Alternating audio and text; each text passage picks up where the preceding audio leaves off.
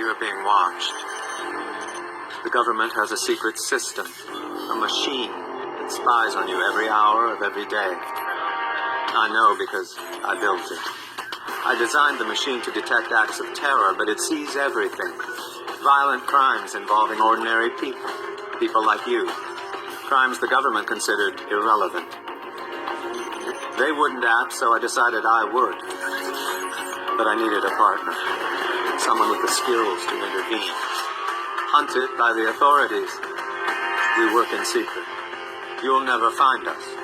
But victim or perpetrator, if your number's up, we'll find you. Was set free. You know, how do you feel about that situation? I mean, that's dumb. That's all I'm gonna say about that. That's dumb.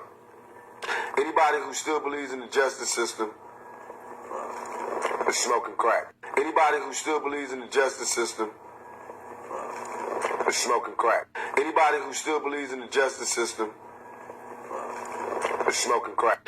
Anybody who still believes in the justice system is smoking crack. And I got an ounce for their ass. On me. And do you still get harassed, you know? I told y'all every day. Every day. Every day. Either it's a bitch, a cop. So I told y'all on me. And do you still get harassed, you know? I told y'all every day. Every day. Every day. Either it's a bitch, a cop, a jealous nigga, or a Caucasian, or an Oriental, or a Mexican that can't drive, or somebody harassing me every motherfucking day, or a Mexican that can't drive, or somebody harassing me every motherfucking day. That's why I stay strapped, stay drunk, and stay high till I die. And talk. When I wrote the book, I kind of did my own searches and talked to some connections that I had within the CIA, and just to verify exactly how this technology works. They wouldn't go as far as admitting putting voices in heads. They had no problem admitting the directed energy capability, and started looking around. And prior to my book, there was, you know, a couple of books where people had mentioned it in passing, but you know, nobody with, you know, really any credentials. So when I wrote the book, I figured half the people that read this are going to think I'm just as crazy as the victims, you know, but if it reaches a few people and convinces them that this is otherwise, then I figure it's done its job, and it seems to have done that. I've got a second book that's in editing right now called Guinea Pigs, Technologies of Control, which kind of goes more into the history of how it became, and, you know, kind of at least what I see is, you know, probably going to be the only way out of it. So, because everybody's looking for ways to shield themselves and things like that. And the bottom line is we're going to need socio-political change probably to do anything about it. You know, I can see where that would be the case. Well, I have a copy of your book here, and I've read it, and you know, I found it fascinating, especially. Well, I mean, I thought the background into the technology was really good. It was pretty thorough, and it really opened my eyes to the capabilities that are available out there. But what just blew my mind was just your personal narrative in here and what you went through. I love to touch on some of this stuff, you know, during the interview as well. So feel free to reference that if you like. Okay. I just, it just boggled my mind how that was possible, and the things that they did, and the monotony to it, and how it just happened over such a prolonged period of time. Well, and that's what kind of, you know, I have a pretty good connection with SAPD here. So when I went to the sex crimes department, the lieutenant in charge had been a patient of mine and was a friend of my father's who, you know, was retired SAPD. And, you know, he told me straight out, he said, if I heard this story from anybody else, I'd think they're crazy. But you had my life in your hands, asleep on the table for surgery. I do anesthesia. Right. And he said, but, you know, coming from you, and your story's never changed. And, you know, so they went through ICE and tried to see if any of this video, if they were videoing any of the sexual assaults and putting them anywhere. And basically, in the end, it's almost kind of like this group of this former FBI guy is allowed to do it, sort of, which is like what I kind of wondered all along is, you know, if I went following people around and, you know, tampering with their cars and standing around their front doors, you know, I'd be people around and what I kind of wondered all along is, if I went following people around and, tampering with their cars and standing around their front doors, I'd be arrested pretty quickly.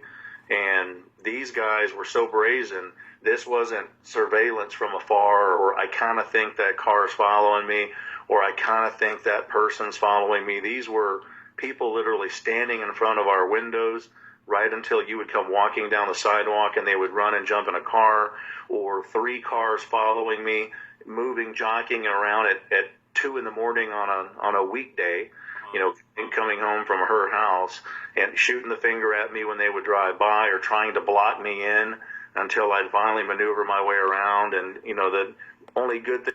And this is every day, y'all. For those that don't know, this is every day. The thing about being in Texas is what ended the stalking was when the sheriff came out to my house and said, you know what, you live in a rural area. If it's nighttime and they're on your property, shoot them.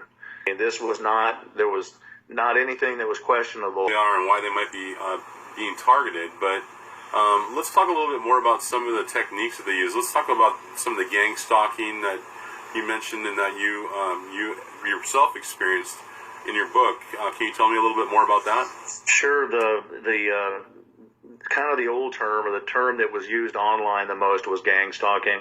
I think in my book I even refer to it more as organized stalking, mainly because the term gang stalking, people kind of envision, kids in matching leather jackets or something out of the Warriors movie, which is not what this is. It's truly organized stalking. These are where you'll notice people unknown to you. These aren't people hired by a loved one or anything traditionally, or not an ex-boyfriend.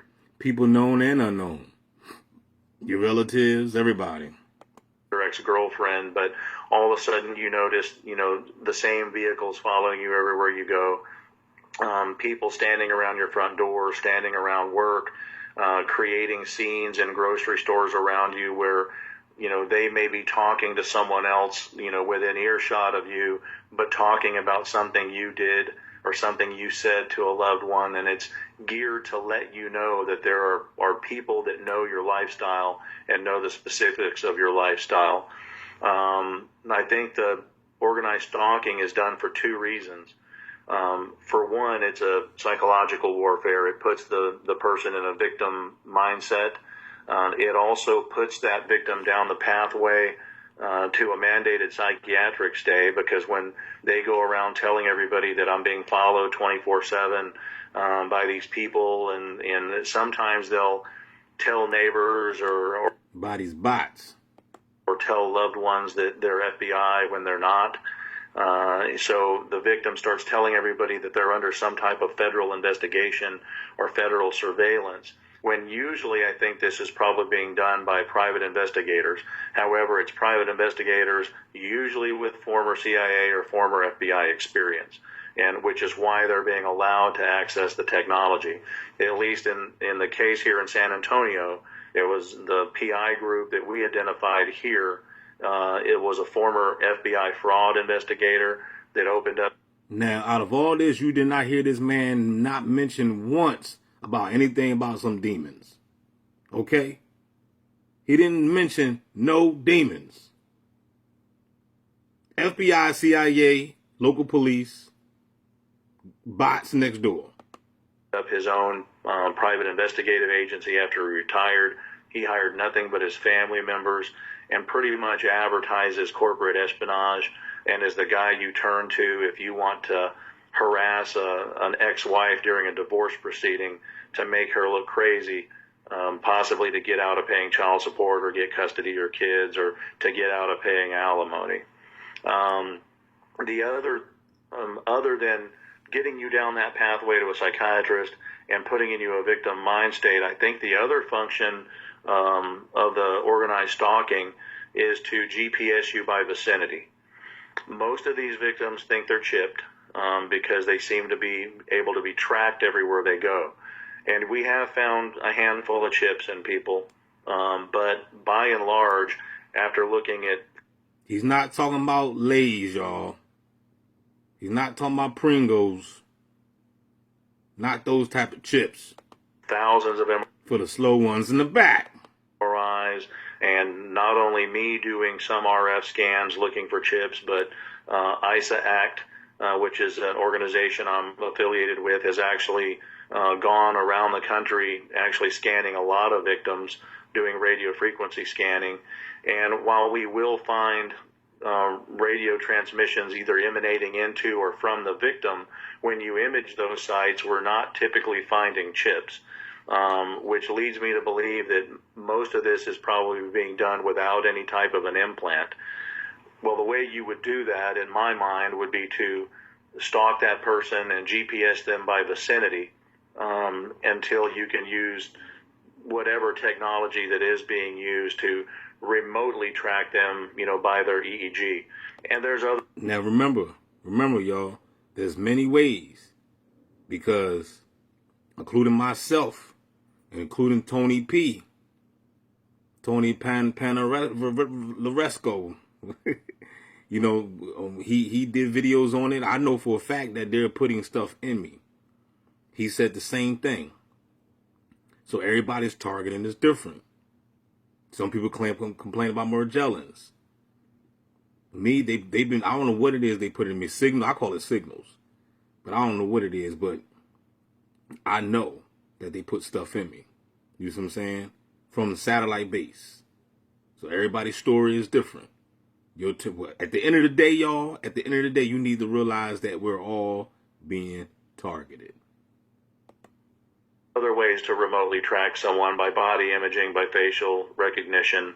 I've heard some of the people talk about now DNA resonance, which using continuous wave radar, if you bombard the human body with it, we all have a different DNA signature, and that can actually resonate and be received. We'll have a different DNA signature, and that can actually resonate and be received. We all have a different DNA signature, and that can actually resonate and be received.